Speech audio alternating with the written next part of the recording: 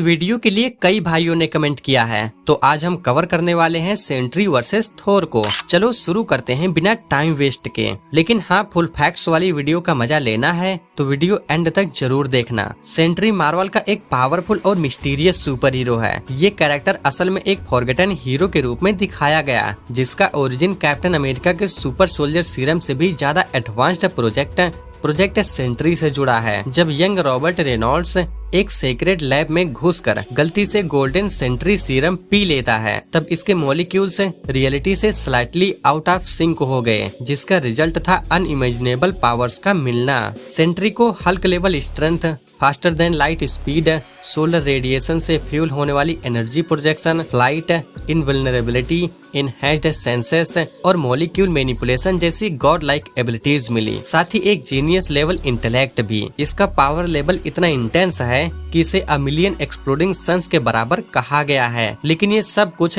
इसके mental state पर depend करता है। अगर माइंड अनस्टेबल हो जाए तो सेंट्री कमजोर पड़ सकता है। सीबीआर के एक आर्टिकल में कुछ ऐसे जबरदस्त मोमेंट्स हाईलाइट किए गए हैं जो सेंट्री की अनइमेजिनेबल पावर्स को दिखाते हैं। एक बार डॉक्टर स्ट्रेंज ने सेंट्री को एक सिमुलेटेड रियलिटी में बंद करने की कोशिश की, लेकिन सेंट्री ने उसे आसानी से तोड़ दिया, जो इसकी मेंटल और मैजिकल रेसिस्टेंस को दिखाता है। सेज इवेंट में जब सेंट्री अपने डार्क अल्टर ईगो वाइड के कंट्रोल में था, इसने एरिस गॉड ऑफ वार को बीच से चीर दिया। सेंट्री ने टेरेक्स के कॉस्मिक एक्स को आसानी से तोड़ दिया। इसने गैलेक्टस के हेराल्ड के वेपन को भी बेकार बना दिया। ये सब मोमेंट्स सेंट्री की इमेंस स्ट्रेंथ, स्पीड और मेंटल फोर्टिट्यूड को दिखाते हैं, जो इसे मार्वल यूनिवर्स के सबसे पावरफुल बींग्स में से एक बनाते हैं।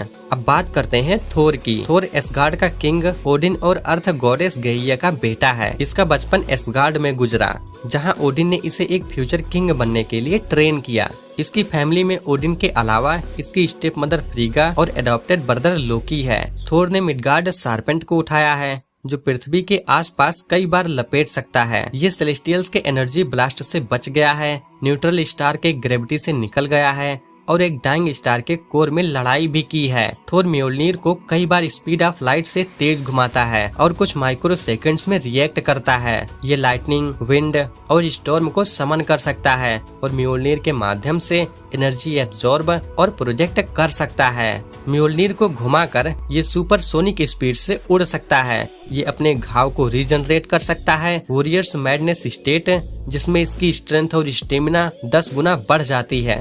थोर ने कई ऐसे काम किए हैं जो इसे मार्वल यूनिवर्स के सबसे प्रभावशाली हीरोज में शामिल करते हैं। ओडिन फोर्स के साथ इसने गैलेक्टस को मार दिया जब वो अपने पीक पावर पर था। थोर के पास कुछ कमजोरियां भी हैं। अगर ओडिन इससे ओडिन फोर्स छीन लेता है तो थोर अपनी पावर्स खो देता है। वॉरियर्स मैडनेस स्टेट में आकर ये अपने दोस्तों और दुश्मनों में फर्क नहीं कर पाता, जो खतरनाक हो सकता है। एंड बहुत ही पावरफुल मैजिक इसके ऊपर असर कर सकता है, जैसे कि इल्यूजन्स या रियलिटी रैपिंग स्पेल्स।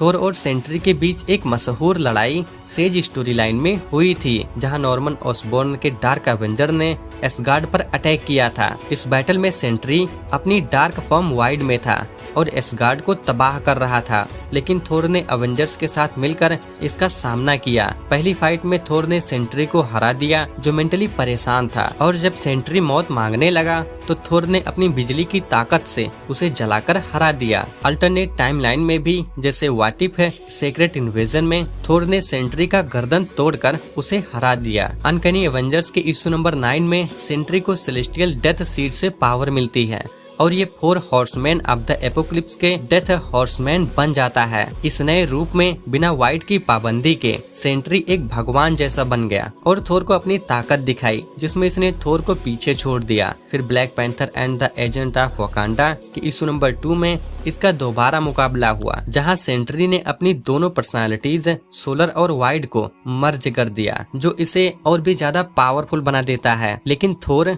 थोड़ी मदद से इस मर्ज वाइट सेंट्री को हराकर उसके अंदर के अंधेरे को थोड़ी देर के लिए मिटा देता है, जिससे थोर की जीत की गिनती वापस बढ़ जाती है। थोर ने अब तक सेंट्री को 3 बार हराया है, जबकि सेंट्री की सिर्फ एक जीत है, जो इसके डेथ सीट की ताकत की वजह से मिली थी। लेकिन एक चीज हमें समझनी पड़ेगी, अगर वाइड उस वक्त सरेंडर ना करता और फुल रेज में लड़ता तो बेस थोर के लिए उसे जीत पाना बहुत मुश्किल होता, क्योंकि वाइड ने एस्गार्ड को डिस्ट्रॉय कर दिया था, एरिस जैसे गॉड ऑफ वार को चीर दिया था और मार्वल इसे एग्जिस्टेंस लेवल 38 मानता है। सेज स्टोरी लाइन में सेंट्री खुद अपनी मौत मांग रहा था, इसीलिए थोर ने लाइटनिंग ब्लास्ट से इसे स्केलेटन बना दिया। लेकिन अगर फाइट पूरा पावर से होती तो बेस थोर या तो हार जाता या नियर डेथ पर पहुंच जाता। हाँ, अगर थोर अपने हायर फॉर्म्स जैसे रून किंग थोर या ओडिन फोर्स में होता तो वाइड भी इसके सामने नहीं टिक पाता, लेकिन बेस फॉर्म में फुल पावर्ड वाइड क्लियरली ज्यादा डेंजरस है। आई होप अब आपको समझ आ गया होगा।